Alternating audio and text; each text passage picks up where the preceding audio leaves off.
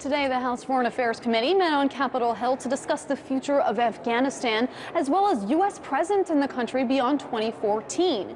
We heard from members of the State Department, USAID, as well as the Defense Department, all talking about the particular steps that need to take place in the country in order to ensure a free and stable Afghanistan after U.S. troops finally do leave the country. Now, one of the major issues that is looming over this entire hearing and the issue of Afghanistan in general is the lack of a bilateral security agreement between the U.S. and Afghanistan.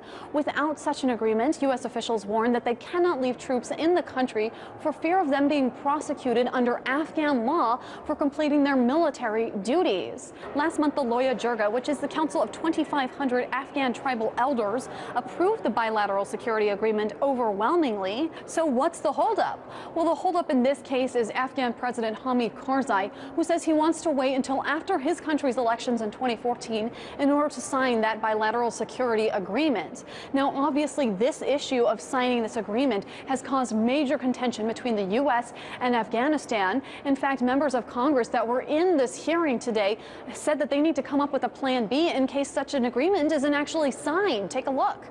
Without a prompt signature, we will have no choice but to initiate planning for a 2014 future in which there would be no U.S. or NATO troops. Now, in a recent interview with Le Monde newspaper, President Hamid Karzai accused the U.S. of applying, quote, colonial pressure in order to force him to sign such a bilateral security agreement. Of course, members of the House Foreign Affairs Committee had some interesting words to sling back at Hamid Karzai, as well as accusations. Take a look at this. I'm concerned that President Karzai is blustering over whether or not he will sign the bilateral security agreement risks destabilizing Afghanistan by destabilizing the security situation even further. Now, perhaps one of the most contentious moments of this entire hearing was when Congressman Dana Rohrabacher had his chance to speak. Watch how the exchange played out between Congressman Rohrabacher and the members that they invited to the hearing to testify. How much are we spending annually in Afghanistan now? How much does the cost to the American taxpayer? Anybody know? How many killed and wounded have we suffered in the last 12 months? Mr. Dumont, would you know that?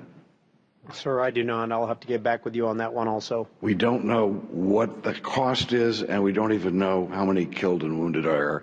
And we're supposed to believe that you fellows have a plan that's going to end up in a positive way in Afghanistan? Holy cow. Now, to answer Congressman Rohrabacher's question, $6.7 billion is being spent in Afghanistan each month. Some other interesting questions arose during the course of this hearing, like what the U.S. is still doing in Afghanistan, what the mission is, and what success realistically looks like. There seems to be a lack of a clear definition on what our mission is. What is the end state that our troops are trying to accomplish there, that we are trying to accomplish there?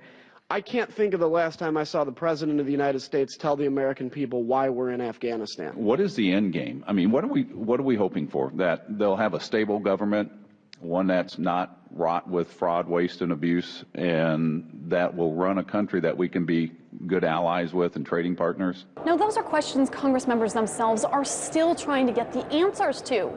And most importantly, the lawmakers here today say they don't want another Iraq scenario where U.S. troops were withdrawn from the country just before it was able to stand on its own 2 feet. Now, with presidential elections looming in the country and the 2014 self-imposed U.S. deadline still hanging overhead, all eyes are finally back on Afghanistan as we look for an exit strategy. On Capitol Hill, Megan Lopez, RT.